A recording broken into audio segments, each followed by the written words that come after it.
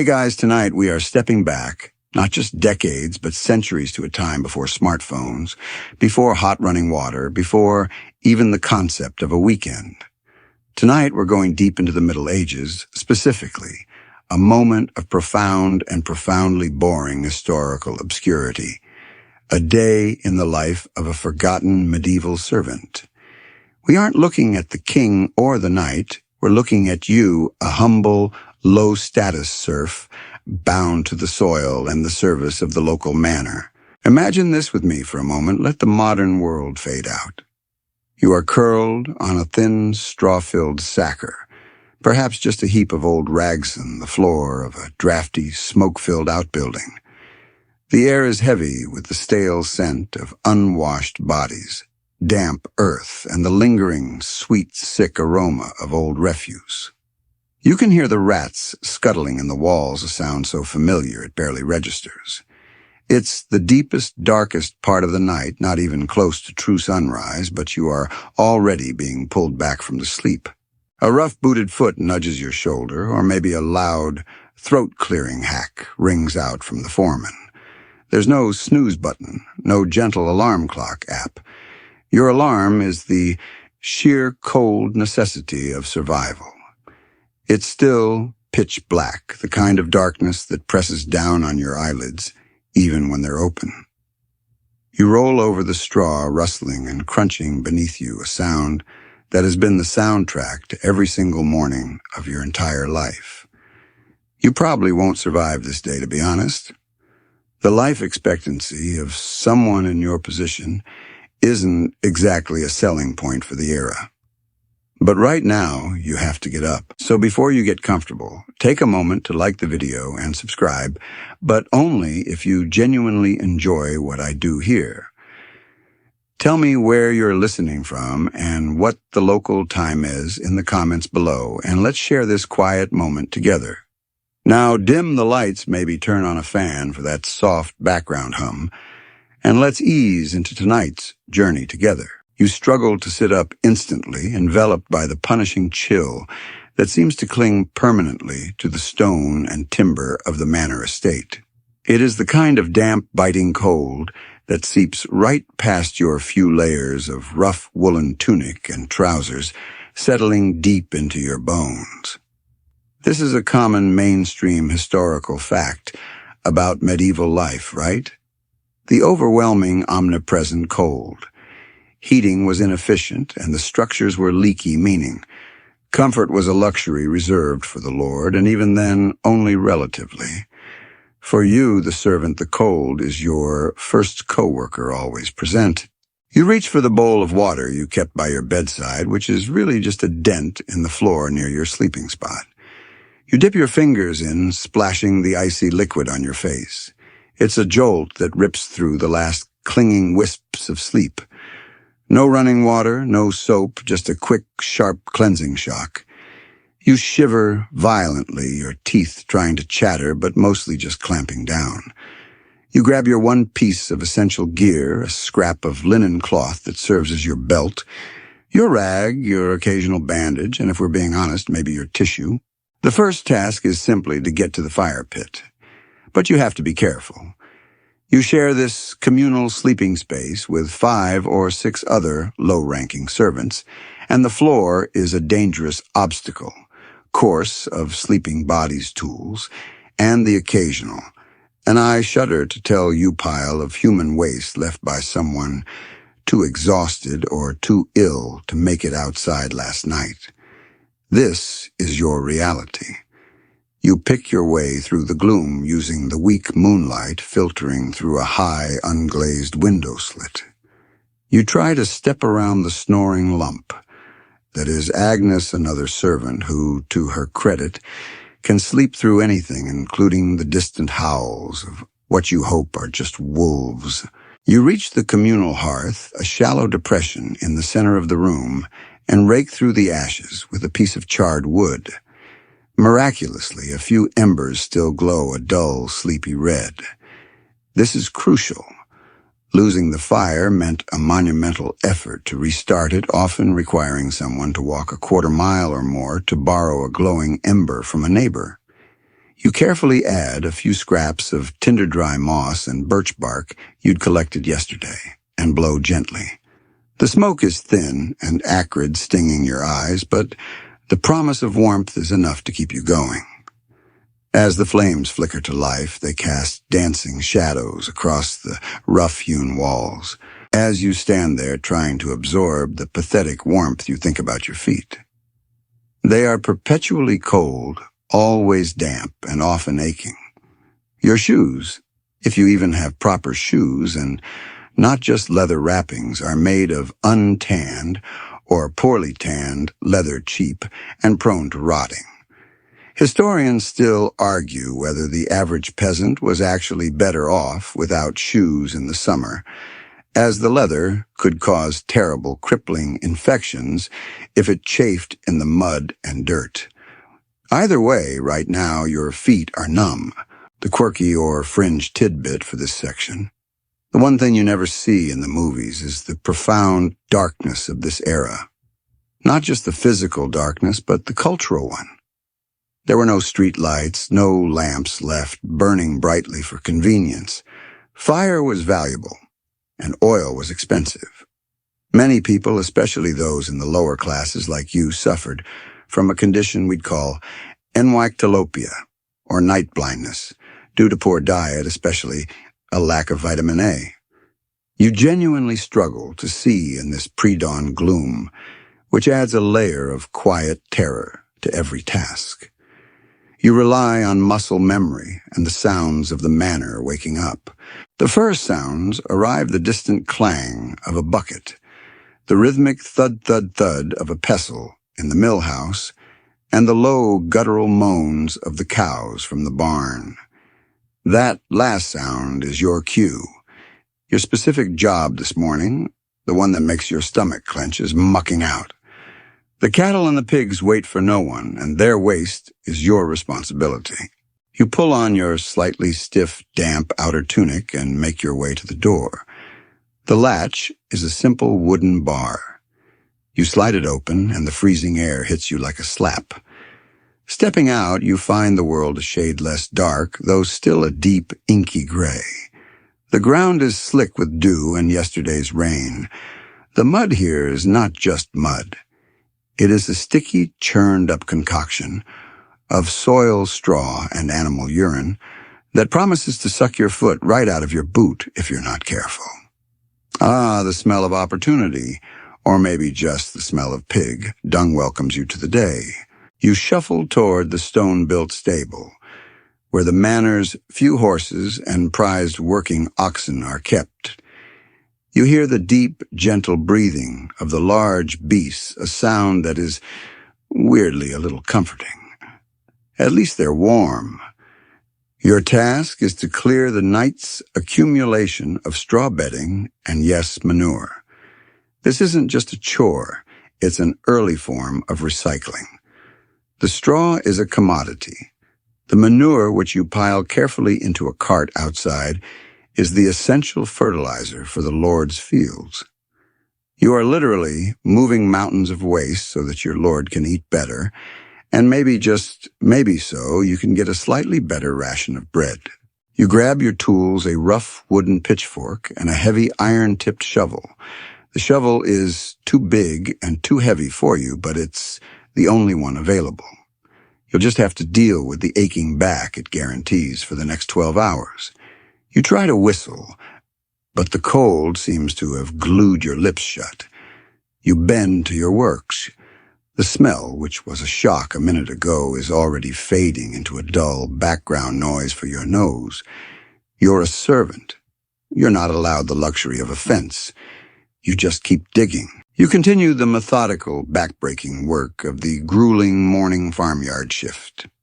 The air is thick, not just with the sharp, acidic smell of ammonia from the fresh waste, but with the cloying dust stirred up from the dry straw beneath the oxen. It settles on your eyelashes and coats the inside of your mouth.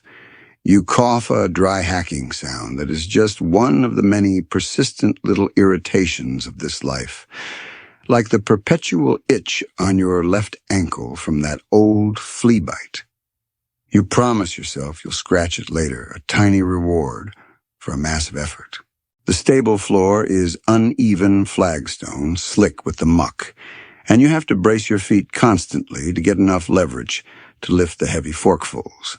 The pitchfork itself is a crude tool, the tines slightly bent and one of them loose. Every time you drive it into the mass of soiled straw, the loose tine rattles a high-pitched metallic whine that cuts through the sleepy silence. You know you should tell the reeve, the foreman, about the broken tool, but reporting a fault often means you are the one tasked with fixing it, and you've already spent enough time trying to hammer a useless wedge into that handle. It's better to just deal with the rattle.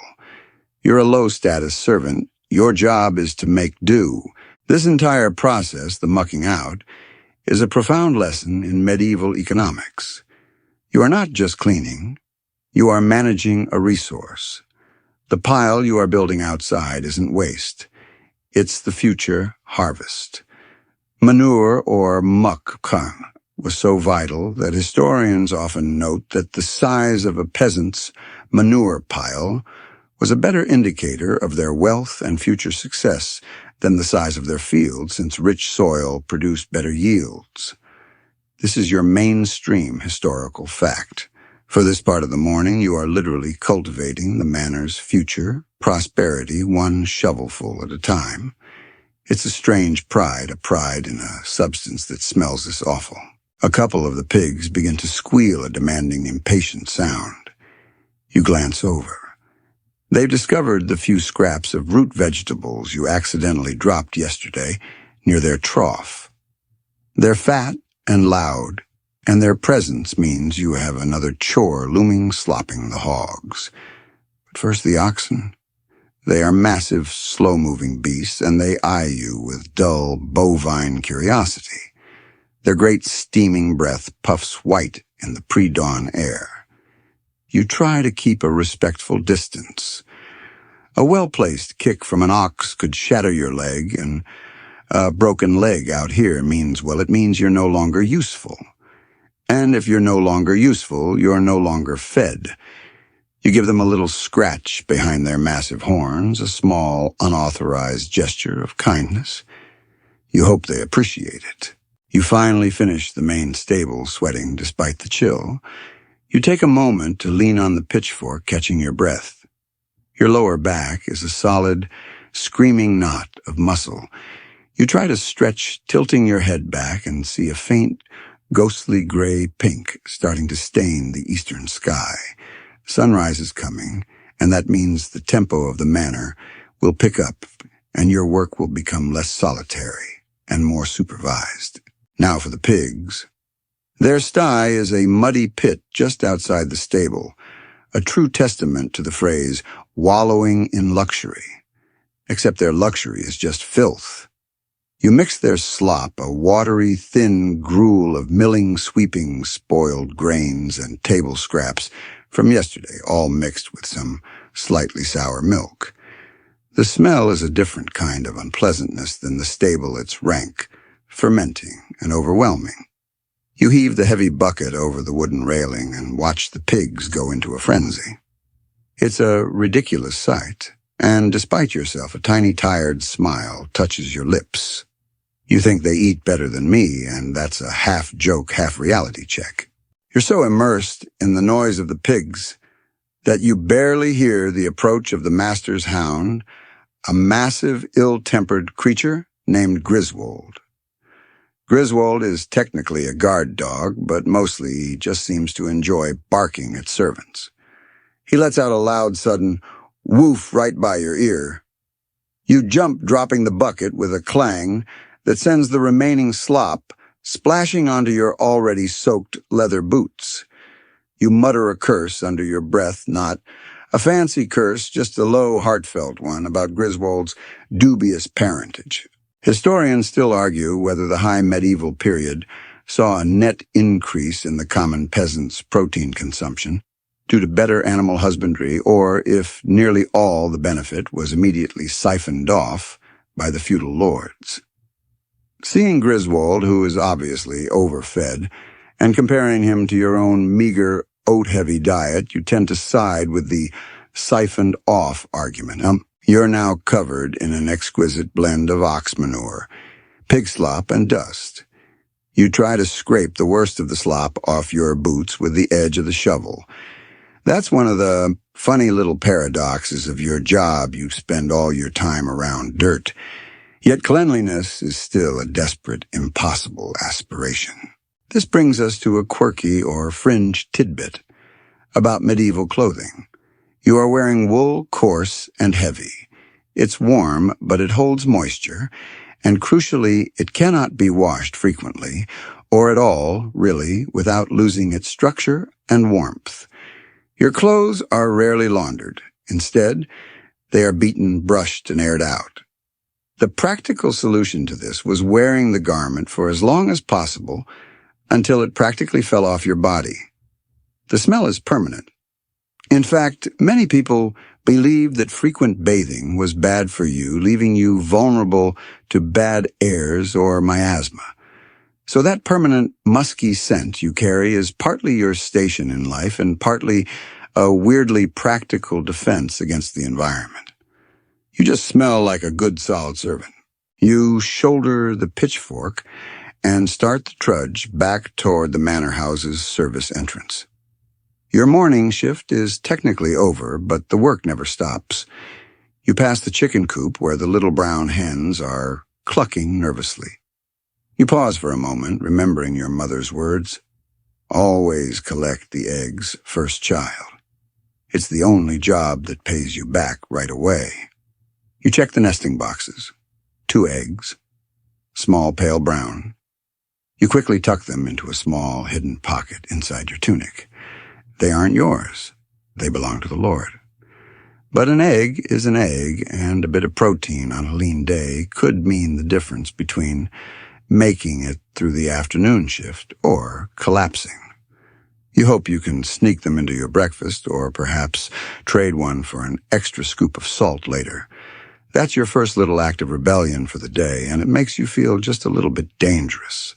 You step over the threshold of the service door, leaving the farmyard mud behind for the relative dryness of the inner manor. The noise changes immediately from the lowing and squealing of animals to the clatter of wood and metal, the murmur of human voices, and the roaring of the main kitchen fire. It's time for your next task, and it promises to be slightly warmer, but infinitely more demanding. Your legs ache. Your stomach is rumbling, and you realize you've been awake for nearly 3 hours and haven't had a single mouthful of food or drink. It's time for a pale breakfast. You stumble into the low-ceilinged scullery, a small, dark room that serves as the servants' prep and break area, leaving the sharp, cold air of the farmyard behind. The temperature is noticeably warmer here, thanks to the adjacent kitchen, but the air is oppressive, heavy with steam, old grease, and the perpetually stale smell of last night's cooling ashes. Your body is a symphony of aches, and the hunger is now a dull, persistent throbbing behind your ribs. It is time for your pale breakfast and water haul. Your breakfast, the most crucial fuel for the long day ahead, is waiting for you. It's laid out on a rough wooden table. A small, dry, hockey puck-sized piece of maslin bread, a coarse loaf made from a mix of rye and wheat, or maybe just barley, and a mug of thin, weak ale. This is your meager, calorific budget for the next 4 or 5 hours of heavy labor. You sit down quickly on a low stool, not wanting to waste a single moment. You break off a chunk of the dry bread, which immediately begins to scratch the roof of your mouth. It's solid, dense, and difficult to chew, but it's food. You wash it down with the ale. Now, before you wrinkle your nose at drinking beer first thing in the morning, remember your mainstream historical fact for this moment in the Middle Ages, especially in populous areas. Water was often unsafe. The process of brewing ale boiling the water made it a safer and often cleaner choice than straight water from the stream or well. The ale is usually small beer, very low in alcohol, essentially a nutritional fluid. But it's wet, it's caloric, and for a tired servant, it provides a much-needed mental break. You think of it as your medieval energy drink, except it mostly just makes you want to nap, as you chew and sip, trying to maximize the satisfaction of every tiny bite. You discreetly fish out the 2 eggs you smuggled from the chicken coop. The other servants are here too. Agnes is scraping sleep from her eyes with her knuckles, and Thomas, the manor's aging handyman, is nursing a cough. You offer Agnes one of the eggs. She looks at you, her face flat with exhaustion, and gives a slight, almost imperceptible nod of thanks, tucking the egg into her own sleeve without a word. Theft, or rather the small-scale redistribution of the Lord's wealth, is a silent, communal understanding among the lower staff. Survival demands it. You quickly crack your own egg on the edge of the table and slurp down the raw contents. It is surprisingly rich and filling. It feels like a massive luxury, a genuine win against the grinding scarcity of your life. Thomas looks over, catches your eye, and gives you a tired smile, but says nothing. You think that's 2 people who owe me a favor now, and that little bit of social capital is probably worth more than the eggs themselves. Breakfast is over in maybe 3 minutes. You stand up feeling that familiar combination of a full stomach and aching muscles. Time to get to the hardest job of the whole day, one that hasn't changed in 1,000 years, the water haul. Your immediate task is to supply the kitchen's main cauldron and the household's washing basins. This requires you to walk to the well, which is conveniently at the farthest edge of the manor property, where the ground is highest and the water is freshest, and where you have the longest walks. You grab the water yoke, a heavy piece of contoured wood that sits across your shoulders, and 2 large iron-banded wooden buckets. Even empty, the buckets are weighty. The yoke is a minor engineering marvel designed to distribute the load, but its weight still presses down on your already tired collarbones. You step out again, and the sun is now fully risen, a weak, pale disk, trying its best to burn through the morning haze. The air is still frigid. You start the trudge, the hard dirt path quickly turning to slush underfoot as the frost begins to melt. The rhythm of the walk is a kind of forced meditation. Left foot, right foot, left foot, right foot. The yoke creaks slightly with every step.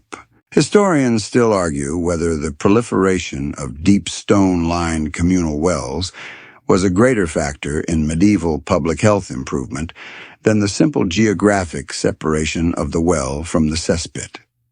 For you, it's irrelevant.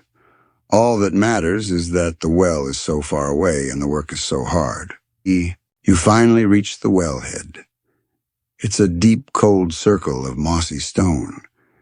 You drop the rope, listening to the echoing plop as the bucket hits the subterranean water, a sound that is profoundly lonely. You crank the windlass, the heavy rope burning slightly, on your raw hands, even through the thick, stiff leather gloves you wear, if you're lucky enough to own gloves.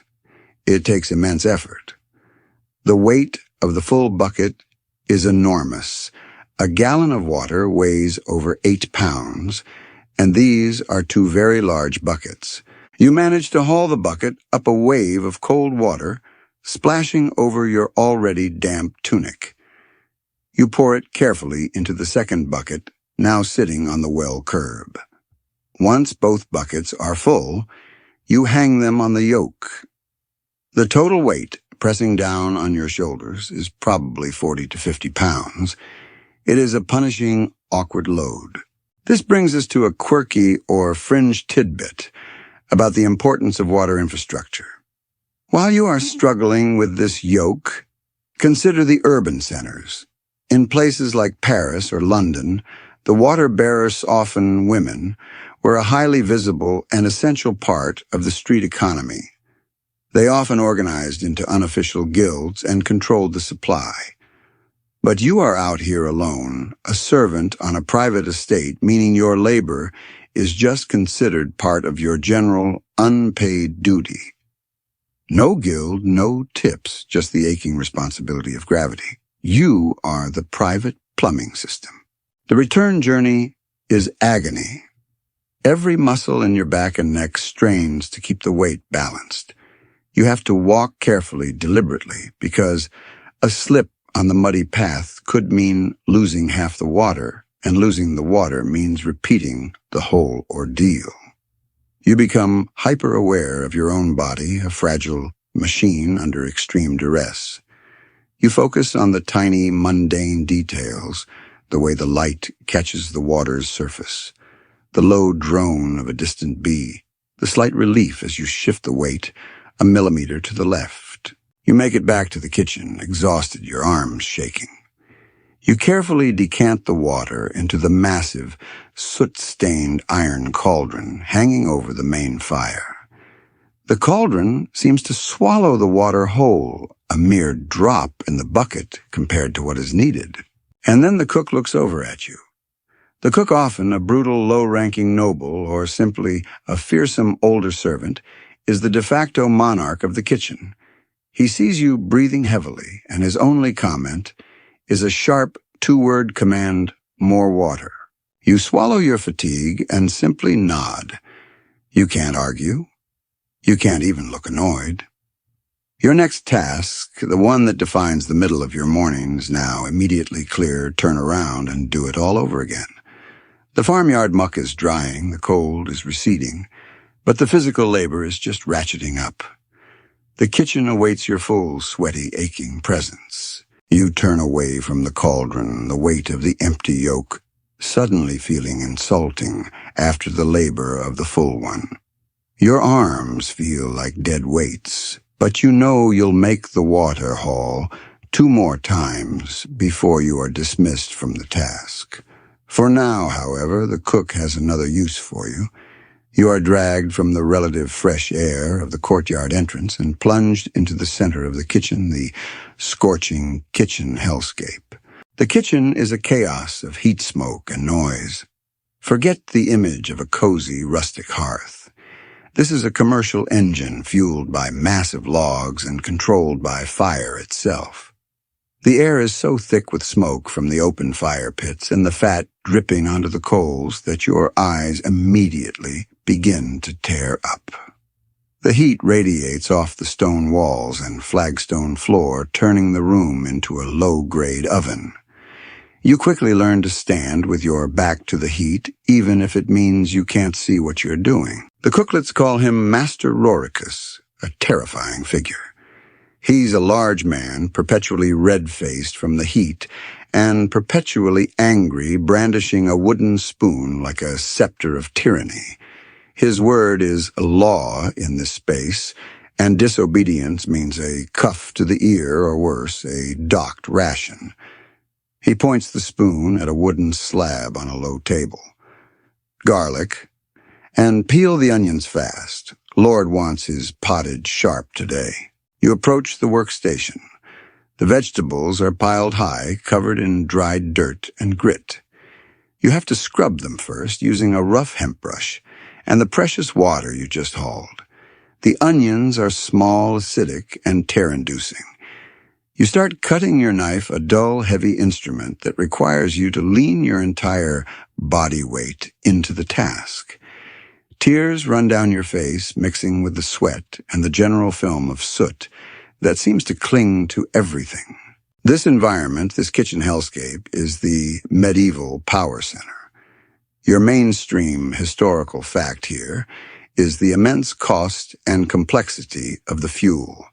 The kitchen requires a colossal amount of firewood, often consuming more than half of the total wood harvested on the manor, and its management is a dedicated, specialized, and high-risk task. The fires are never allowed to go out completely, and the sheer heat generated is a constant drain on the energy of everyone working in the space. You feel like you're baking even as you work. You work next to Agnes, who is now scraping the crust off last night's roasting spit with an old piece of slag iron. She whispers to you without moving her lips, "Did you hear Thomas caught a chill?" You nod your head slightly, indicating the earlier sighting. The danger in the medieval world isn't war. It's the draft, the damp, and the lack of decent medical care. A simple cold can quickly become a deadly fever. Historians still argue whether the high mortality rate in medieval servant communities was primarily due to infectious disease or chronic malnutrition and overwork. Looking around at the thin, exhausted faces, you suspect it's a brutal combination of both. Master Rourke shouts again this time at the two younger boys, turning the crank on the spit, demanding they speed up the already furious rotation of a massive joint of mutton. The heat is almost unbearable near the fire pit. It is easy to understand why the cook is so ill-tempered. He lives and breathes this hellscape. You finish the garlic and onions, your hands smelling pungently. You move on to grinding spices. This is the quirky or fringe tidbit of this moment. Spices like pepper cloves and ginger were incredibly expensive imported luxuries. They weren't just used to make food taste good. They were status symbols. The common theory is that they mask the taste of spoiled meat. But historians often challenge this, noting that lords had access to fresh food. The truth is, the more likely reason you are grinding these precious spices is simply ostentatious display. The lord is showing off his wealth and global reach through his digestive system. The grinder is a stone mortar and pestle, heavy and coarse. You use a rhythmic circular motion, the grinding sound, a dull scratch against the clatter of the pans and the shouting. Your arms, already taxed by the water haul, protest the effort. You close your eyes for a second, savoring the momentary change in the work, the sharp, exotic scent of the spices, a temporary escape from the odor of stale grease and sweat. You open your eyes to see Master Rourke standing right over you, his shadow blotting out the already poor light. He doesn't say anything, he just stands there watching you grind. It's an exercise in silent intimidation. He makes you feel like you are moving in slow motion, even though you are working as fast as you can. "Finished with that noise?" he barks, grabbing the pestle from your hand. "The birds are here." The birds are the poultry that were slaughtered yesterday, and your new task is plucking. The stench of raw, unrefrigerated bird meat and wet feathers is instantly overwhelming, a sour, coppery smell. You sit on a low, unsteady wooden box next to a large wicker basket. The feathers cling to your damp skin, sticking to your trousers and tunic, creating a downy, annoying layer. You pull the feathers one handful at a time, your fingers growing raw from the repetitive, jerky movements. You are trying to be quick but careful. Leaving a pin feather is a guaranteed scolding. The plucking is not the worst part, though. The worst part is what comes next, drawing the birds, removing the internal organs. This is a messy, visceral job requiring you to slit the cavity with a knife and scoop out the slippery guts. You must separate the edible bits, the giblets, and maybe the heart from the rest of the offal, which will be dumped in the refuse pit or fed to the hounds. That's where Griswold gets his good diet, you think bitterly. You try to distract yourself by thinking about the great hall, the place where all this agonizing labor will culminate. You imagine the Lord sitting at his high table, completely oblivious to the heat, the stench, the raw skin on your fingers, and the sheer effort that goes into producing this perfect spiced mutton and savory pottage. It's a very modern thought, isn't it? The gap between the producer and the consumer. But it's a reality that governs your every movement. You are fully immersed in the raw, slimy task of poultry prep, the heat of the kitchen pressing down on you like a blanket. Your stomach, despite the eggs and ale, is now starting to object to the smell of the raw meat. But you push through. You must. The midday feast is approaching fast, and if the meat isn't ready for the stewing pot in the next half hour, there will be consequences that you, the lowest servant, will inevitably face. The endless cycle of toil is just beginning to peak. The morning is now fully consumed by the task of preparing the Lord's midday feast. The poultry is plucked and drawn, but the greater, more intense labor now begins managing the primary meat of the meal. You move from the low table to a massive split-log butcher block perpetually slick with animal fats and blood. This is your station for the next 2 hours, and your current task is to render down a slab of salted pork and possibly a haunch of venison, depending on the success of yesterday's hunt. Master Rourke throws a heavy chipped cleaver onto the block. "Make the cuts neat. I want enough for the stew, the pie, and a good roast for the table."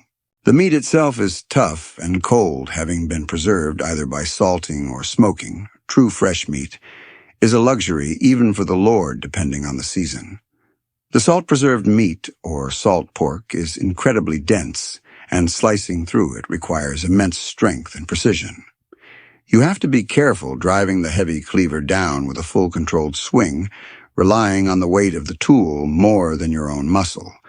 The block is covered in a constellation of old knife marks, and the rhythm of the chopping is deafening in the already loud kitchen.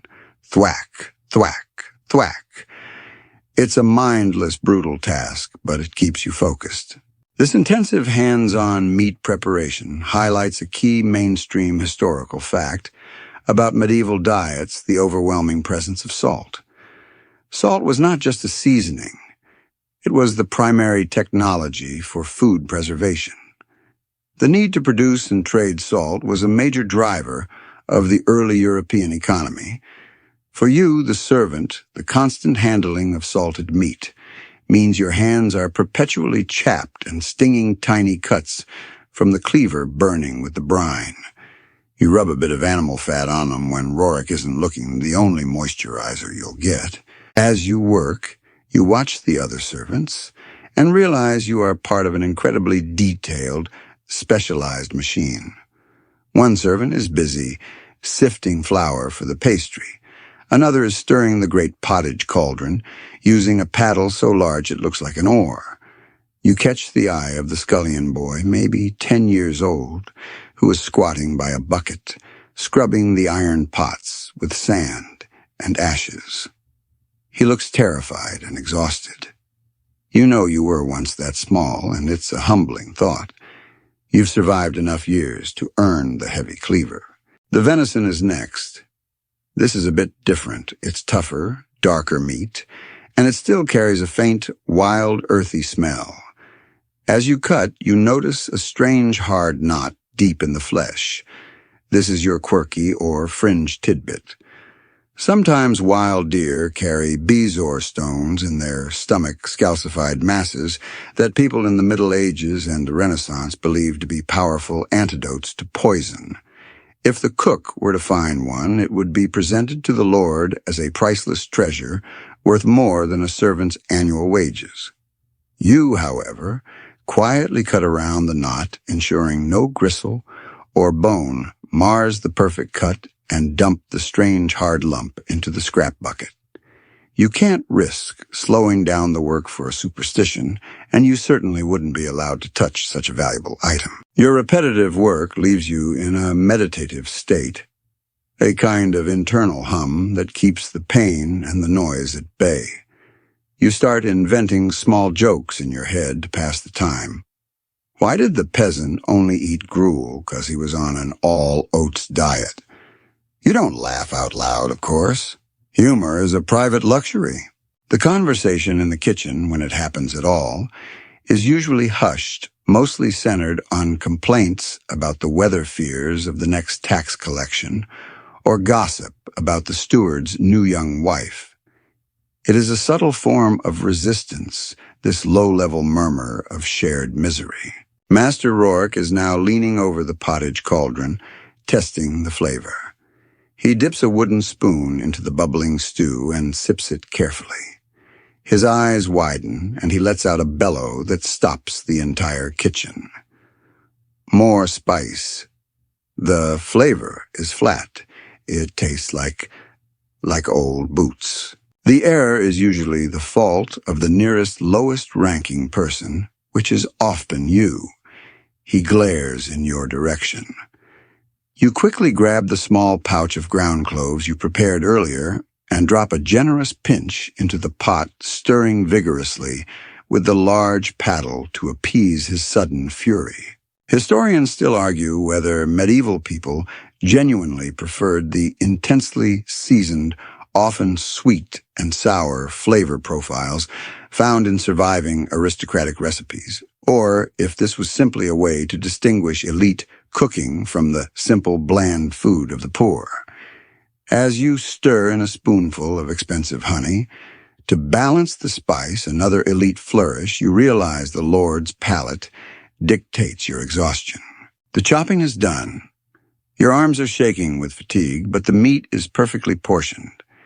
You wipe the sweat from your forehead with the back of your sleeve and move on to the final stages of prep, placing the roast on a spit and helping to lift the massive iron pots onto the trivets closer to the main heat. This is heavy, dangerous work, lifting boiling liquids and white-hot metal. You move with agonizing slowness and precision. You watch as the other servants begin to take their respective roles for the dining hall. The higher-status servants, the butler who manages the wine, the pantler who oversees the bread arrive in their relatively cleaner clothes, ready for the performance of service.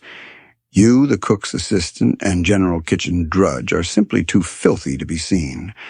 Your station is here in the smoke and grime, ensuring the fire burns the pots don't scorch, and the dirty dishes are ready to be dealt with after the meal. The bell from the main hall rings once a deep resonant gong. The Lord is seated. The feast has begun. For you, the most frantic hour is about to start. You quickly grab your own lunch, a second, smaller chunk of that hard bread, and a dipper of the thinnest pottage from the very bottom of the cauldron, the part nobody else wants. This is your reward, your brief moment of fuel before the midday service descends into utter pandemonium. You eat standing up, watching the swinging service door, knowing your moment of peace is already over. The bell rings again, not the slow, dignified toll of the start of the meal, but a series of quick, demanding chimes. Your brief moment of eating your paltry portion of watery pottage and dry bread is brutally curtailed. Now you must face the stress of service, a brief lunch, or what little remains of it. Your role shifts from the preparation grunt worker to the unseen, hustling, logistical engine that keeps the great hall running. You are not allowed to enter the hall not in your current state, smelling of sweat smoke and poultry viscera. But the moment the food leaves the kitchen, your frantic pace begins. You become a runner, moving between the kitchen's boiling heat and the service area, fetching, carrying, and most importantly, washing. The mainstream historical fact defining this phase of the day is the speed of medieval dining.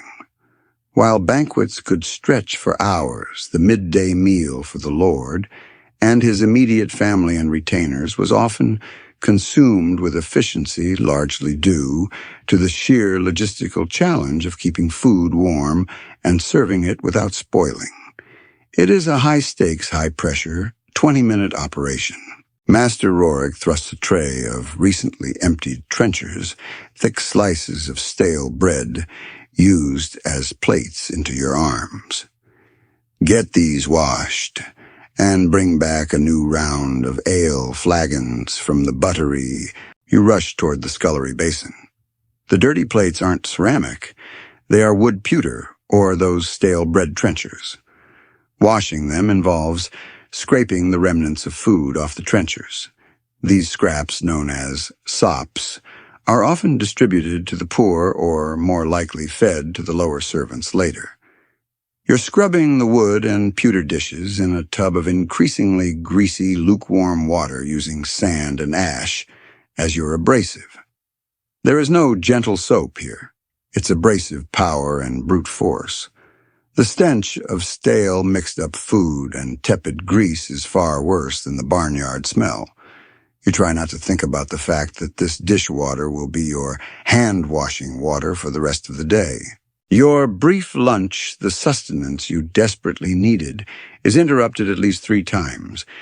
You take 1 bite of bread, and then you are commanded to fetch more wine from the cellar. You take a sip of ale, and then you must rush to remove the large iron pots from the intense heat of the main fire pit, so the sauces don't scorch. You are running on pure adrenaline and the fear of Master Rorik's wrath. You snatch a quick glance toward the buttery entrance. The higher status servants, the cupbearer, the pantler, the marshal move with a quiet, practiced elegance. They are the visible face of the household, clean upright and seemingly calm. You, however, are a flurry of motion in the background, a smudge of grease and haste. Historians still argue whether the high turnover rate among low-status medieval servants was primarily due to disease and poor living conditions, or if the sheer exhaustion and stress of the job led to frequent desertion and flight to urban centers or banditry. Based on the knot in your stomach and the pounding in your head, you lean toward exhaustion. This high-stress environment is a physical drain. You finally get a solid minute to lean against the cold stone of the wall, quickly finishing the last half of your meager ration. Your clothes, already a blend of farmyard and kitchen grime, are now slick with water and bits of food residue. You are quite frankly disgusting. And here is your quirky or fringe tidbit that separates your life from the Lord's. You are dealing with the problem of lice and fleas. The wool your clothes are made of is an ideal habitat for these pests. You pause your frantic scrubbing for a quick private hunt on the seam of your tunic, finding and crushing a plump little offender between your thumbnail and forefinger, a moment of savage, tiny victory. While the nobility certainly also dealt with parasites, your communal sleeping quarters' lack of hygiene and constant proximity to animals make it a daily reality for you. The itching is a permanent, subtle layer of discomfort, a biological tax on your poverty. The service is winding down. The Lord has finished the main courses and is moving on to the final sweets and fruit. This is your cue to begin the real work, the massive post-meal cleanup. You trudge back to the scullery where the massive wooden tubs are waiting. The washing water is now a disgusting slurry.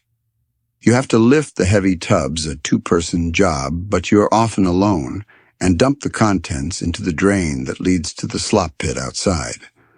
The sheer weight of the water and grease is almost overwhelming. You heave and strain your back, screaming in protest, the smell hitting you with full force. As you lean over the tub, scraping out the final bits of leftover fat and bone, you feel a deep, burning resentment. It's not a loud, rebellious resentment. You know better than that. It's a quiet, dull ache that recognizes the utter imbalance of your world. Someone else's 3 courses of luxurious dining translate directly into your hour of physically punishing labor. But there is no time for philosophy. The butler is approaching the kitchen, his face a mask of annoyance. The Lord requires his fine leather drinking cup clean now. He wishes to take it on his ride. The fine leather cup. You know this object. It is expensive, delicate, and has an elaborate silver trim. You can't use the rough sand and ash of the communal washtub. You have to find a soft cloth and a special solution, maybe a weak vinegar and water. Mix and polish it meticulously. Your dirty, calloused hands that have been covered in animal waste and kitchen offal all morning, must now delicately clean and polish an expensive object intended for the lips of the man who owns you. You grab the cup turned to your small, dark corner and begin to work the contradiction of your life a sharp, stinging reality. The cup must be perfect. The day is only halfway over. The midday feast is finished, the service chaos subsides, and the immediate panic of the kitchen begins to recede. The heat, however, is still oppressive, and now your labor takes you outside again, away from the immediate eye of Master Rorik. You trudge toward the stream that runs just beyond the manor grounds for the soul-crushing intensity of afternoon duties, laundry, and repair. You carry a massive wicker basket filled with the Lord's soiled linens. Not the everyday rough wool, but the fine linen tablecloths, the rich silk scarves, and the delicate embroidered shift dresses of the lady. These are not only heavy, but valuable, and the pressure not to damage them with excessive scrubbing or losing them in the water is immense. Your hands already chapped from the salt, and the grease start to ache immediately as the fabric drags. The laundry is a multi-step, hours-long process that happens down by the water, away from the manor's eyes. You kneel at the edge of the stream, which is cool and clear, offering a momentary physical contrast to the kitchen. You don't have modern soap. Instead, your detergent is lye, a caustic solution made by running water through wood ashes. It's powerful but harsh. This is your mainstream historical fact.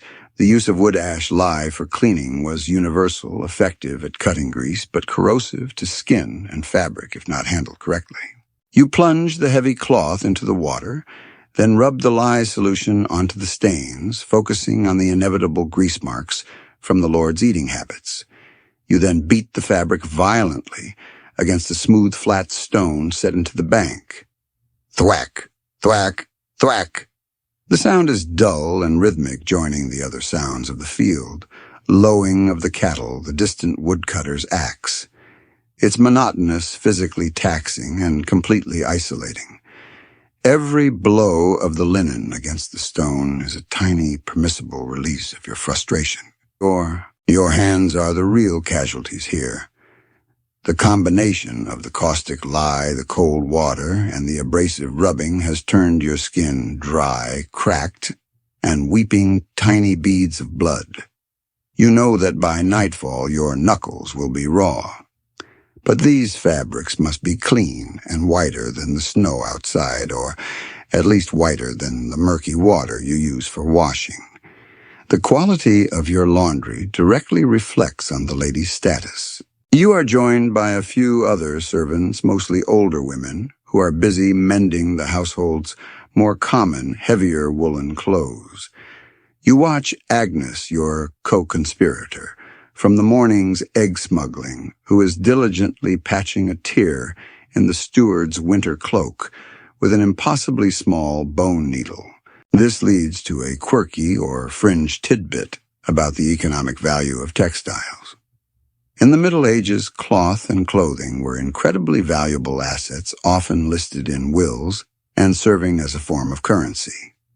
When you are mending a garment, you are not just fixing a rip. You are preserving tangible wealth. The smallest scrap of linen, carefully repurposed, is a treasure.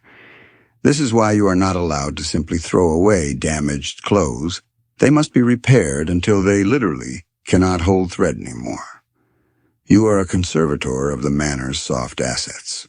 The afternoon sun is now high, and even though you are by the water, the direct exposure is starting to make you feel drowsy. The exhaustion from the day's labor, the hauling, the chopping, the running is finally catching up. Your eyelids feel heavy. You resist the urge to dunk your head in the cold water. Falling asleep on the job is simply not an option. Historians still argue whether the relative economic security of serfdom, the guaranteed access to land and protection, outweighed the brutal, relentless nature of the labor obligations like the back-breaking work you are doing now. You think about this as you wring the water out of a heavy tablecloth, twisting the soaking linen until your forearms burn. Protection from invaders is one thing, but protection from this soul-crushing workload is entirely another. As you finish the laundry, spreading the clean items carefully on the bushes to dry in the afternoon sun, you transition to the second half of this duty: minor repairs. Your job is to check the household's baskets, bags, and tools for minor damage. Today you are tasked with re-sewing a strap on one of the leather satchels the reeve uses for collecting rents. You pull out your small kit, a few pieces of rough thread, a thick heavy-duty needle, and a piece of beeswax to strengthen the thread. The leather is thick and tough, and pushing the needle through requires a small tool called a thimble. If you're lucky enough to have one, or more likely a small flat stone, to push the blunt end of the needle.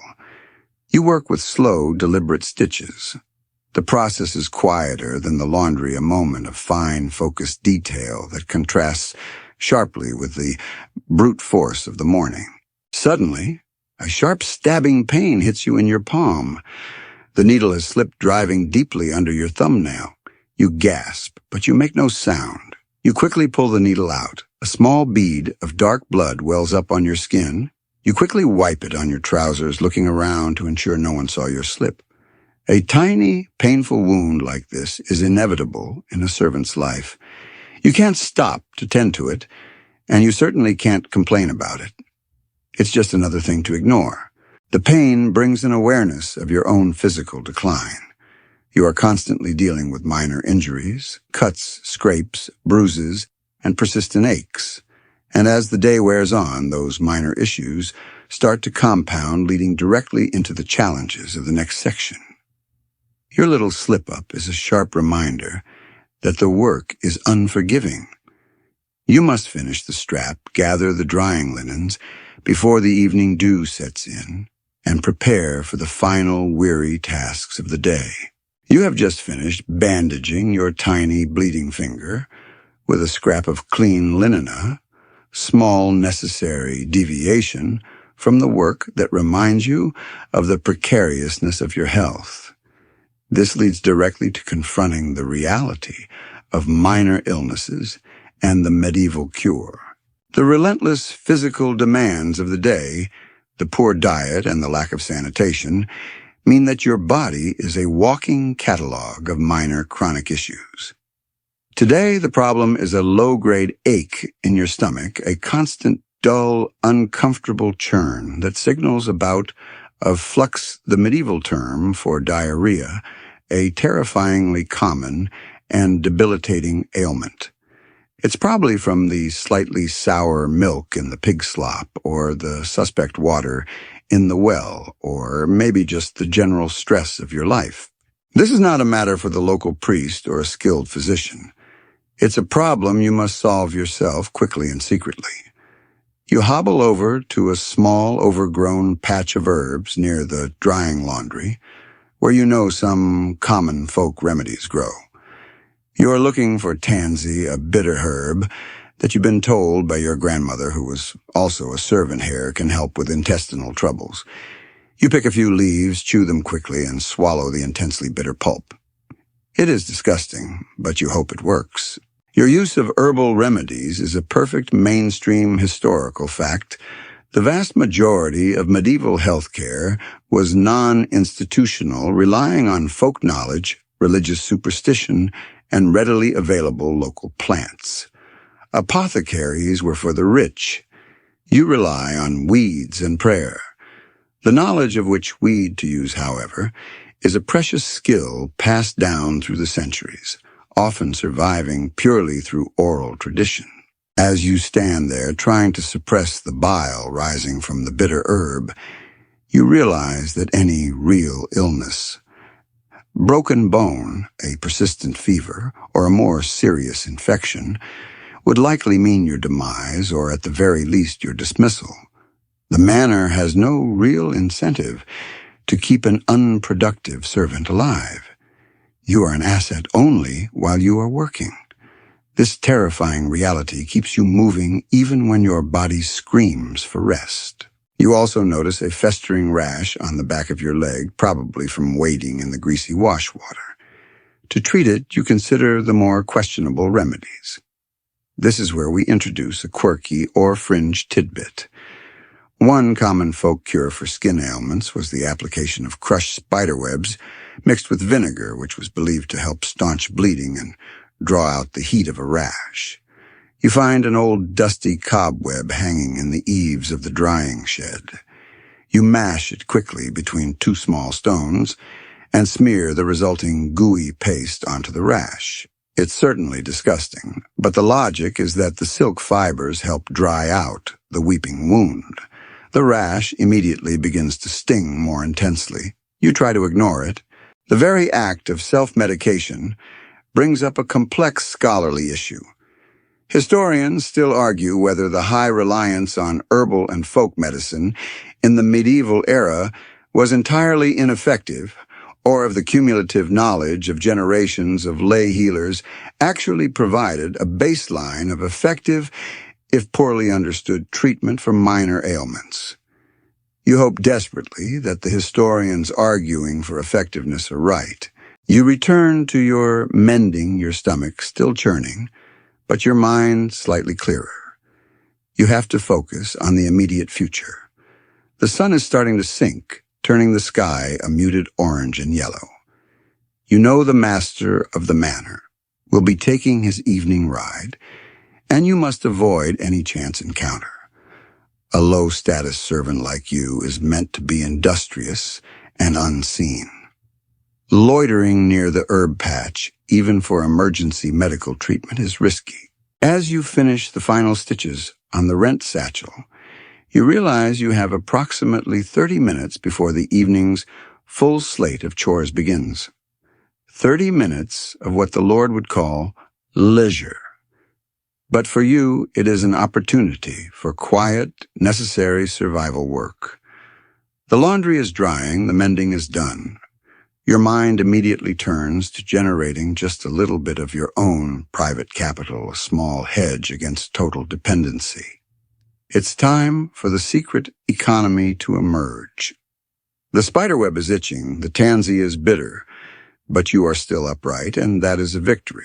With the intense heat of the kitchen behind you and the ache of the laundry work still sharp, you now enter the brief, crucial period dedicated to the peasant economy's side hustles. You have approximately half an hour of relative freedom, the time between the Lord's afternoon activities and the start of the evening meal prep, and you intend to use it to earn a small, unofficial income. You can't just wander off. Your movements are restricted. Your side hustle has to be something fast, small, and easily hidden. You walk quickly, but without seeming hurried, toward the edge of the woodpile. Your chosen chore is whittling pegs, small, perfectly shaped wooden pegs used for everything from drying clothes to sealing sacks or making minor repairs to carts. The manor requires hundreds of these, and while Thomas the handyman sometimes makes them, he's slower now, and you know you can produce a batch quickly. You sit down out of sight, your back to the manor wall, and pull out your simple tool, a sharp, worn knife that you keep hidden in the cuff of your boot. You gather a pile of straight, dry kindling scraps left over from the firewood sorting. The work requires intense focus. You use your thumb as a guide, shaving the wood in long, careful strokes. Ship, ship, ship. The sound is soft, rhythmic, and incredibly soothing after the day's din. This pursuit of tiny supplemental income is your mainstream historical fact for this section. The medieval economy was not monolithic. It was filled with microeconomies and unofficial bartering. While the Lord commanded your main labor, most low-status servants and peasants had to find ways to acquire small amounts of cash or goods to pay local taxes, buy specialty items like a better quality needle or a small bit of expensive salt, or simply save for a truly desperate emergency. These small side jobs were often the key difference between mere survival and utter destitution. You aim to produce about 50 pegs. You work fast, your hands moving with the practiced efficiency born of repetition. You've mastered the trick of making the pegs sharp enough to be useful, but blunt enough not to split the wood they're hammered into. The wooden curls pile up at your feet, smelling faintly of birch and sap. You know that if you present 50 pegs to the steward, he might give you 1 or 2 copper obelscoins, so small they're often pierced in the center to wear on a string so they don't get lost. It's barely anything enough to buy maybe 1 very small onion or half a candle, but it is your money earned outside the official obligation of the manor. This personal agency, however small, feels like an immense liberation. As you whittle, you notice a peculiar piece of timber. Scrap it is knotty and hard, but beautifully figured. This brings us to a quirky or fringe tidbit, the use of specialized, small personal tally sticks in everyday medieval life. These weren't the huge exchequer tallies used by the crown, but small private sticks used by individuals to keep track of minor debts, favors, or accounts, often notched to represent small sums. You take this knotty piece of wood, and instead of a peg, you carefully carve it into a personal tally stick for Agnes, notched to mark the 2 eggs you gave her this morning. It's a silent, non-monetary form of debt collection, a way to solidify your social capital. You plan to give it to her tonight. Suddenly, a loud, heavy boot lands close to your hiding spot. It's the reeve, the man responsible for overseeing the manor's daily labor, checking to see if everyone is being productive. You freeze, holding the knife motionless. The reeve is a stern, unforgiving man who views any non-manorial work as stealing the Lord's time. Your heart pounds heavily against your ribs. He pauses, scratching his chin, looking right in your direction. He doesn't see you, but he spots the telltale pile of wood shavings.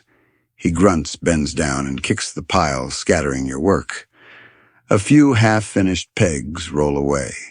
You hold your breath, your body coiled. He doesn't investigate further, apparently satisfied that the shavings were just general mess. He moves on his heavy steps, retreating toward the barn. You let out a slow, silent sigh of relief. You risked your freedom for a handful of copper coins. The incident makes you contemplate the justice of your world. Historians still argue whether the medieval feudal system, despite its rigidity, offered a degree of justice and recourse to the lower classes through manorial courts, or if the local lord's power was essentially absolute.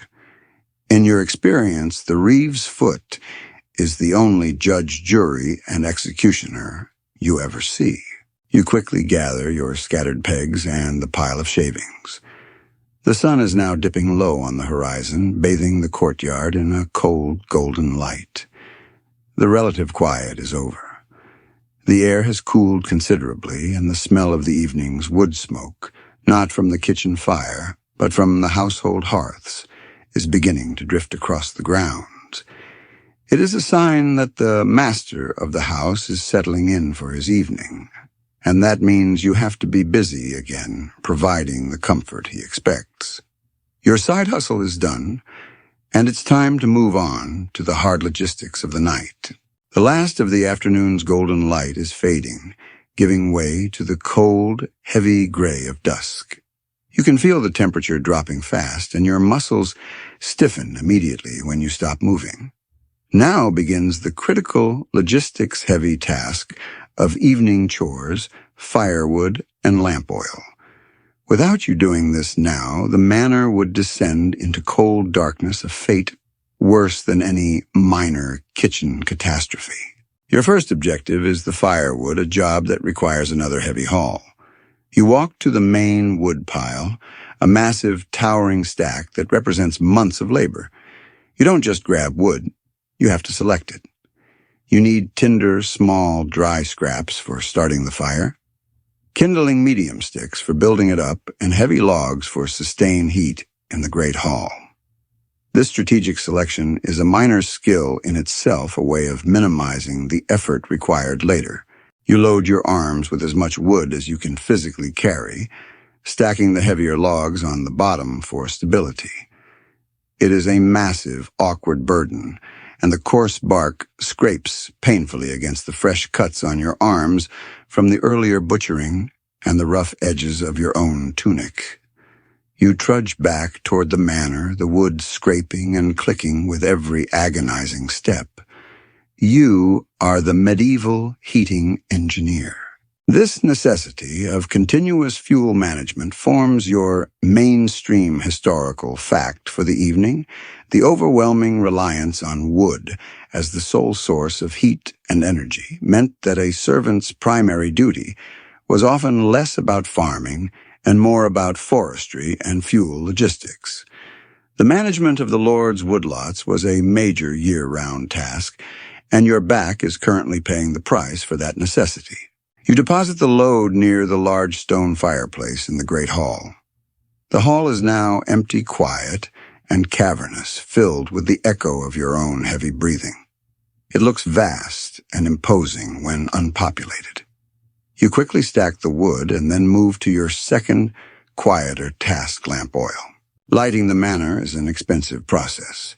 There is no electricity, and tallow candles made from animal fatare, smoky and smelly.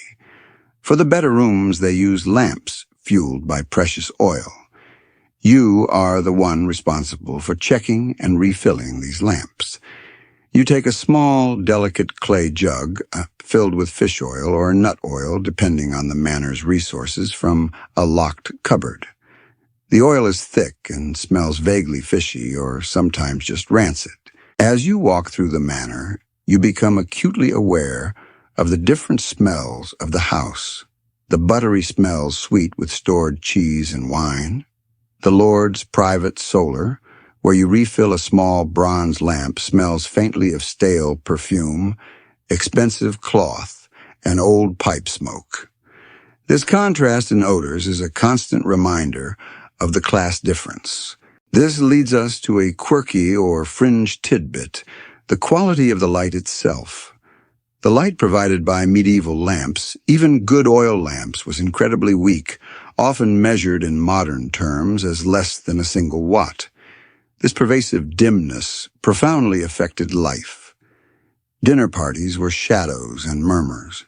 Reading was often a daytime luxury, and much of your life was conducted in semi-darkness. Your task is not to light up the manor, but merely to chase the deepest, most frightening shadows away. As you carefully pour the thick, slightly stinking oil into the lamp's reservoir, avoiding any drips, you find yourself staring at the wick. It's made of linen and is barely flickering. You adjust it with a tiny metal pick. Historians still argue whether the high prevalence of nearsightedness and eye strain in literate medieval populations was due to the poor light or simply the inherent difficulty of reading handwritten script. You don't read, but you squint constantly in the poor light, and your eyes ache by the end of every day. You finish your circuit, replacing the glass or thin horn shades over the lamps. The quiet moment of working alone in the hall is interrupted by the sound of the Lord and his hunting party returning. Cacophony of barking dogs, Griswold among them shouting men, and the sound of heavy boots stamping mud off on the outer flagstones. The manor suddenly comes alive, and your solitude is over. You quickly retreat back to the scullery, where the cooks are already preparing the supper. The shift from the physical labor of wood hauling to the fast-paced demands of the kitchen is jarring. The evening meal is usually lighter than the midday feast, often a collection of leftover meats, stews, and bread, but it still requires service. You've provided the heat and the light. Now you must provide the service itself. Your day is cycling back to its peak intensity, and the only thing heavier than the wood you just hauled is the weight of your own fatigue. The great hall is now filling with the sounds of the evening meal. You move from the dim quiet of the oil lamps back into the relative clamor and warmth of the service area to assist with serving supper and the long cleanup. The atmosphere is less formal than the midday feast, but the workload is just as demanding. The supper is laid out a thick, meaty stew left simmering from the afternoon, some cold cuts of yesterday's roasted mutton, and fresh bread. You are tasked with bringing the heavy bowls of stew from the kitchen to the service counter, passing them to the higher status table servants who are cleaner than you and ensuring the drinking vessels are full. This is a continuous cycle of movement, lifting, carrying, and bending. The Lord and his guests are seated at the high table. The household staff and lower status retainers fill the benches further down the hall. You catch a scent of the stewet smells rich and savory, a stark contrast to the thin pottage you ate for lunch. You feel a sharp pang of hunger quickly suppressed by the need to focus. Your key function during the service is to be the busboy, if you will, the one who clears the plates and bowls from the table. As soon as a dish is empty, you must quietly approach the table, remove the item, and rush it back to the scullery. You are a ghost expected to appear and disappear without drawing attention. This constant clearing reveals a key mainstream historical fact about medieval dining rituals, the practice of laying the trencher and removing the void. The trenchers, those stale bread slices, absorb all the grease and juices. They are then either given to the poor as alms or distributed to the lowest servants like you. When the Lord is done, he often makes a gesture for the void, empty dishes and table scraps to be removed, signifying the end of the main meal. Your hands are constantly handling food remnants, trying to keep the surface of the hall clean. You manage to snag a leftover crust of bread from a discarded trencher, quickly wiping off the remaining grease and popping it in your mouth. This is unauthorized scavenging, but the risk is worth the small burst of flavor and calories. It's an essential, hidden part of your diet. As the Lord and his company move on to drinking and conversation, the post-meal process begins in earnest. This is the long cleanup, often stretching late into the night. It's not just dishes. It's the entire hall. First, the tables must be broken down. Medieval tables were often just planks laid across trestles. You and Thomas, the handyman, have to physically lift the heavy planks, carry them to a storage room, and stack them neatly. This provides another sharp, sudden burst of heavy labor after the constant running. Then comes the floor. The great hall floor is often packed earth, covered in fresh rushes or straw for insulation, and to absorb spills and debris. Yes, the Lord is literally eating over a dirty floor. You have to sweep up the old rushes, which are a disgusting mix of mud, spilled drink food scraps, and inevitably the droppings of the household dogs. You use a coarse broom made of bound twigs, sweeping the mess into a pile. Historians still argue whether the high volume of liquid consumed, mostly ale and wine in medieval society, was purely for safety reasons, avoiding bad water, or if it was also a culturally accepted way to deal with the inevitable dirt and debris ingested during a meal from the environment and the food itself. As you sweep, you certainly encounter enough spilled ale to suggest a combination of both. The removal of the old rushes is a profoundly unpleasant chore. You carry the dirty, smelly bundles out to the refuse pile, your quirky or fringe tidbit being the nature of this waste. This refuse pile isn't just trash. It's an ecosystem. It will become a breeding ground for flies and rats, and often the decaying organic matter is repurposed for low-grade fertilizer or used to fill in muddy patches around the outbuildings. Nothing is truly wasted. It just transforms from dinner to decay and back to something useful. You spend another hour washing the wooden cups, pewter flagons, and wooden bowls, scraping them clean with sand and ash in the cold, thick water.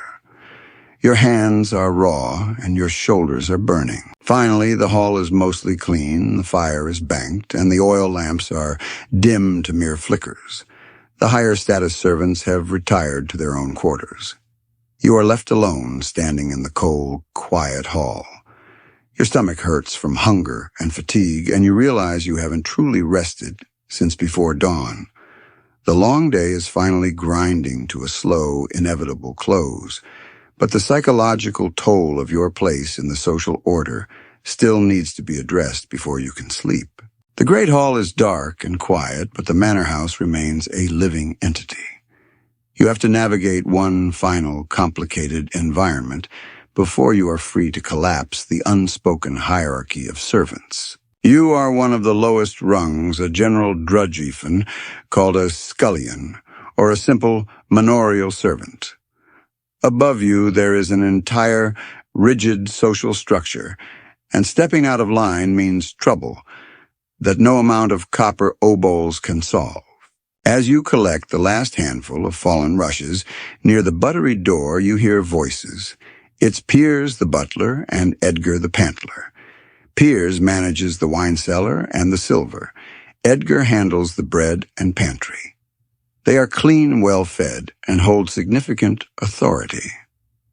Piers in particular has a contemptuous look that suggests he believes your primary purpose is to be in his way. They are discussing the day's wine service, but their conversation quickly shifts to you. You try to shrink into the shadows, making yourself as small and invisible as possible. "Look at that greasy lump," Piers mutters, not quite whispering. "Still dawdling. I swear he uses a whole hour to clean a single flagon." Edgar, slightly kinder, just shrugs. He gets the work done. "Don't wake Rorik, or we'll be running water for him." This interaction crystallizes your mainstream historical fact. For this section, the medieval service hierarchy was often more brutally enforced than the difference between lord and peasant. These higher status servants had power over your rations, your workload, and your access to limited privileges. The system was designed to keep the lowest servants in a state of dependency and fear, preventing them from organizing or even talking too much. You are constantly dodging potential conflict. You finish your sweep and quietly head towards the storage cupboard to put away the broom. Piers watches you with a critical eye, and you feel the pressure of his gaze like a physical weight. Your movement must be perfectly efficient, not so slow as to invite accusation of idleness, but not so fast as to suggest you are rushing or clumsy. It's a performance of subservience. Suddenly Piers calls out, his voice sharp. "Stop! Did you take the extra candle in from the buttery this morning?" As referring to the inevitable small thefts that everyone engages in, but which only the lowest ranking are ever punished for. You haven't, but you know you can't argue. Arguing with a higher servant is seen as insubordination against the entire household.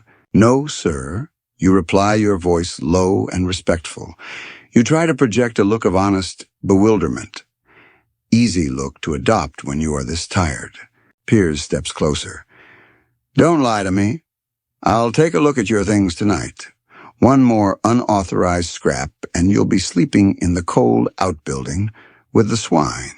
He's making an example of you for Edgar's benefit, a way of asserting his authority. You just nod, accepting the threat. You know your small personal tally stick and the few whittled pegs are hidden too well to be found, but the fear is real.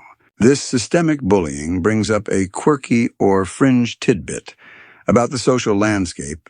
Many of the minor disputes and servant abuses were meticulously recorded in manorial court rolls. While the records are often dry, they paint a picture of relentless internal feuding and passive aggression. The disputes weren't over land or money. They were about honor, perceived slights, and the control of limited resources like a better sleeping spot or an extra piece of tallow. You are participating in a historical footnote of administrative cruelty. You escape their presence and retreat to your sleeping area, slipping into the gloom of the shared space. Agnes is already curled up, her breathing steady. You pull out the small wooden tally stick you carved earlier. You silently hand it to her.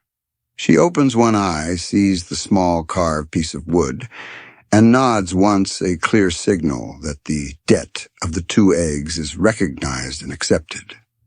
This quiet, unspoken transaction is your defense against the hostility of peers and the others.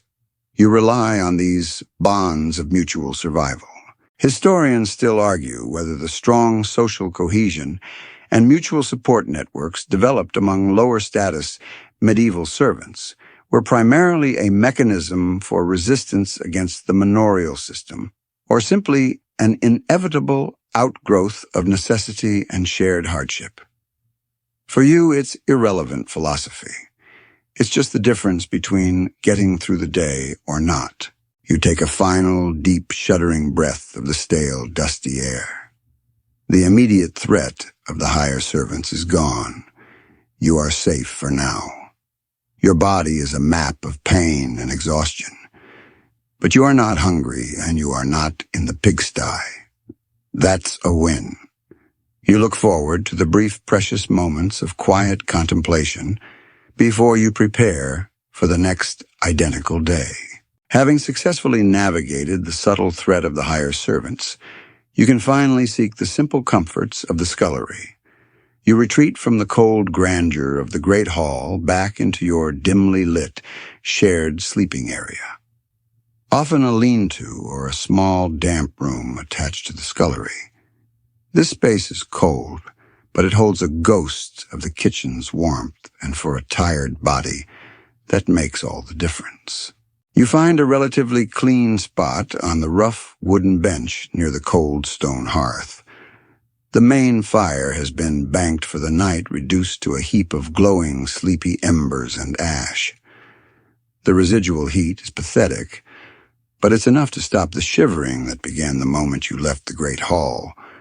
You sit down heavily, the weight of the day pressing you into the hard wood.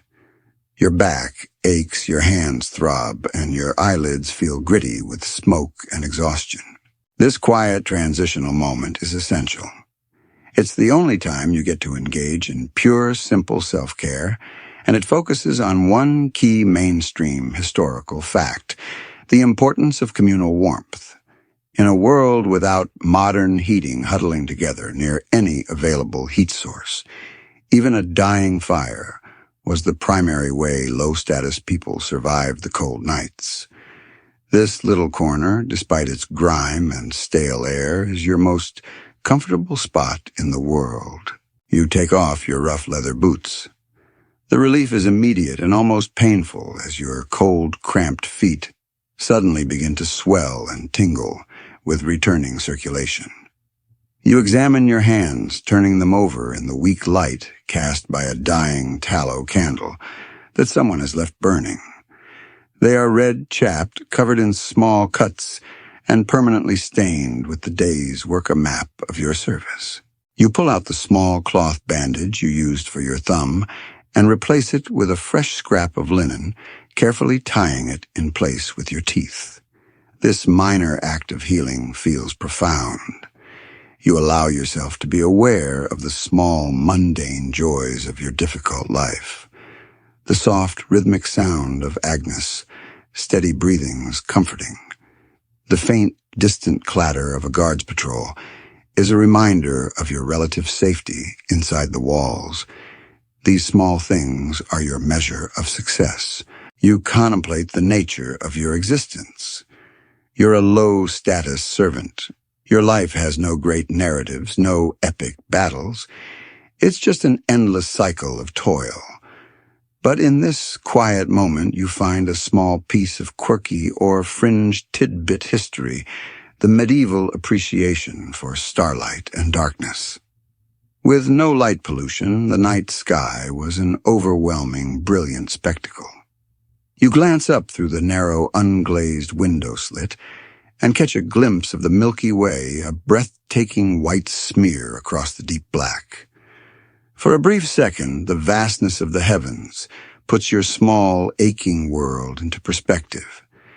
It's a moment of profound, unintended beauty that costs nothing. You realize you need to check your clothes. Your tunic and trousers are stiff with dried muck sweat and various kitchen residues. You quickly brush off the worst of the grime, using your hands to knock off the dried clumps of mud and straw. You can't wash them, but you can air them out. You hang your tunic on a nail near the chimney flue, hoping the rising heat and air will dry some of the persistent dampness. You can't afford to start tomorrow in wet clothes. Historians still argue whether the high cultural emphasis on religious devotion in the Middle Ages offered genuine psychological comfort and solace to people like you easing the pain of a hard life, or if it was merely another form of societal control used by the elite. As you sit there too tired to pray but grateful for the faint warmth, you conclude that right now the warmth is the only true salvation. You rub your knuckles, applying a tiny smear of the rancid lard you salvaged from the kitchen, prep your only moisturizer. The oil is thick and smells, but it soothes the raw, burning skin. You close your eyes, letting the darkness and the quiet wash over you. The day's sensory overload, the loud kitchen, the brutal cold, the pervasive smells is finally fading. You know you have one last essential step before sleep, a final preparation for the inevitable recurrence of the morning bell. The last flickers of the candle die plunging your small corner back into near-total darkness, relieved only by the faint light leaking from the moon slit. It is time for preparing for the next unchanging day. You cannot simply fall asleep. Your survival tomorrow depends on a few critical final tasks. First, your body. You grab the small, hard lump of dry soapwort root you keep, your private, meager luxury. You chew a small bit of it until it forms a lather in your mouth, then spit it out. This is your only form of dental care. You scrape your tongue with the edge of your thumbnail, a deeply unpleasant but necessary attempt to stave off the rot that will inevitably plague your teeth. You know that by your 30s, if you even live that long, you will likely have lost half of them. This daily act of dental triage is a tiny mainstream historical fact often forgotten. Even the poorest understood the basics of oral hygiene, but their tools were brutal and their diets were damaging. Next, you must prepare your essential gear. Your boots are still damp and muddy from the morning. You turn them upside down, placing a few flat, warm stones you found near the dying embers inside the soles, hoping the heat will dry them out just enough to prevent the leather from rotting overnight. If you start the day with wet boots, you risk crippling foot rot or worse, a crippling chill. You also check the state of your precious utility knife, your only personal tool, running your thumb along its dull edge. It will need sharpening tomorrow, a task that will cost you another few minutes of your scant free time. You pull the straw from your sleeping sack, punching it and fluffing it with your fists. The straw bedding is rarely replaced, and it is a haven for fleas and lice, but a properly fluffed sack provides vital insulation. You shift your weight onto the straw to compress it, creating a slight depression that will cradle your body and hold what little warmth you can generate. You think about the clothing you are wearing, the thick patched woolen garments. They are your second skin and your insulation. You consider another quirky or fringe tidbit of medieval life, the lack of buttons and zippers. Your clothes are held together by laces, belts, and simple ties. Before you sleep, you meticulously untie the laces on your trousers and tunic, just enough to allow you to breathe, but not so much that you will have to struggle with them in the frantic rush before dawn. The small effort of tying yourself back up in the dark is worth the slight comfort of lying untied. As you lie down, finally horizontal, the pain in your muscles seems to amplify. You realize that your entire life is a cycle of labor designed to keep you physically exhausted and dependent. Your body is perpetually worn down only to be patched up enough to repeat the cycle. This leads to a chilling philosophical realization about your lot. Historians still argue whether the high rates of infant and child mortality in the medieval period led to a different perhaps more emotionally reserved relationship between parents and children among the peasantry, or, if the bonds of love, were as strong as in any other era. You think of your own mother who died young and the simple, practical, loving advice she gave you about the tansy and the soapwort. You realize that the love and the hardship were inextricably linked, a part of the daily struggle to keep one another alive. You turn onto your side, curling into a tight ball for warmth. Your mind, too tired for complex thoughts, begins to replay the day's tasks, the smell of the pig slop, the weight of the water yoke, the sting of the lie. You are preparing your mind, too, for the inevitable. You know exactly what the first sound of the morning will be, exactly what the first chore will demand. There is no hope of anything new, only the dull certainty of repetition. And yet this certainty is also a kind of safety. In the rigid structure of the manor, you know your place and your duty. You are a cog in a giant, clumsy machine, and as long as you turn, you survive. You close your eyes. You are now in the deepest, coldest part of the night, lost in the cold sleep and whispers of freedom. You have achieved the servant's only true ambition, unconsciousness. The straw beneath you rustles every time you shift, and the chill from the stone floor seeps through your thin palate, forcing you to curl tighter. Your sleep is not the deep, restful kind enjoyed by the Lord in his curtained bed. It is light, fractured, and peppered with the small, persistent discomforts of your life. The ache in your back is a low background hum, and the itching from the lie and the dirt is a constant minor distraction. You are barely asleep, merely suspended. In this state, your tired mind begins to wander, not in the chaos of dreams, but in the slow, looping pattern of desire. You think about freedom. What would it look like? You visualize walking away from the manor, not running in fear, but simply walking with no one to command you. You picture yourself on the main road, heading towards the nearest town. This imagined life, your mainstream historical fact, is the growing phenomenon of fugitive serf peasants who ran away from manors to seek anonymity and opportunity in burgeoning urban centers. The legal principle was that if you could survive in a chartered town for a year and a day without being reclaimed by your lord, you could gain freedom. It was a terrifying gamble, but a real possibility. In your drowsy fantasy, you see yourself in the town market, not begging or serving, but maybe as a small, independent vendor, perhaps selling those tiny wooden pegs or herbs. You imagine earning a small coin for yourself, a coin that no steward or reeve could ever claim. You picture eating food that you chose, maybe a piece of smoked fish, and sleeping in a room that you didn't share with 3 other people, and a family of rats. But then the fear creeps in. You are unskilled outside the manor's rigid structure. In the town, you'd be competing against established guilds and experienced traders. You'd be alone, lacking the rough safety net of the manor's food supply, however meager. The truth is, running away is as likely to lead to starvation or a life of criminal begging as it is to lead to freedom. You are bound not just by law, but by your own profound lack of resources and knowledge. This conflict, the desire for autonomy, versus the paralyzing fear of the unknown, brings up a quirky or fringe tidbit. Medieval thinkers developed sophisticated theological and legal arguments to justify your bondage, often describing the relationship as one of mutual obligation, where the Lord provided protection and sustenance in exchange for labor.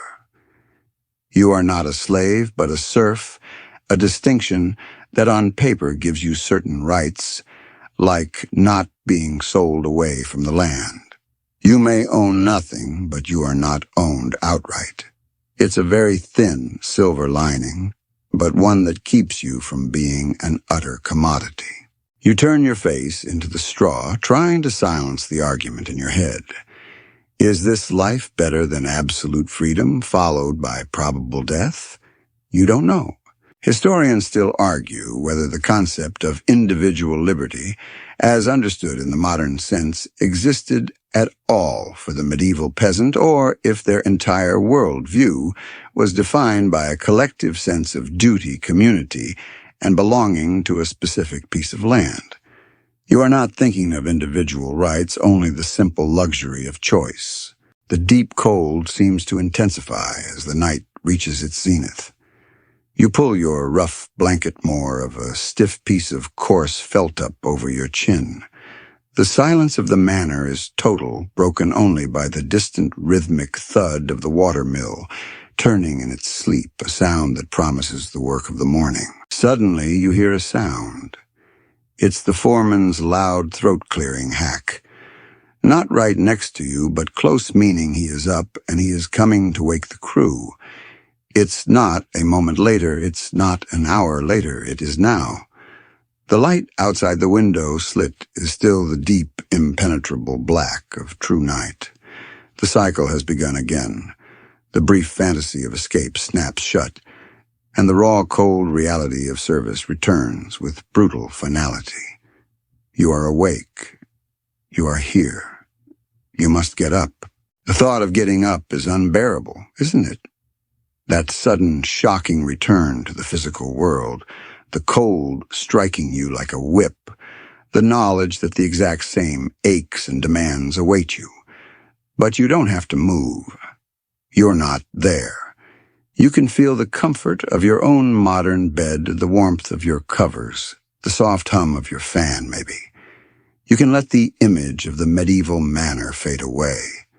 Let the harsh sounds of the kitchen, the biting cold of the field, and the heavy weight of the water yoke all recede. They belong to a distant history, a forgotten life that you have successfully traversed tonight. The struggle of that long, monotonous day is over, and your journey ends here in the gentle darkness. There is no reeve, no cook, and no pitchfork waiting for you. There is only rest. Let the final image be that of the vast, quiet, starlit sky you glimpse through the narrow window, infinite, silent, and peaceful. Allow your body to sink deeper into comfort, knowing that your day is finished. You are safe. You are warm. Just breathe slowly and let sleep claim you now. Sweet dreams.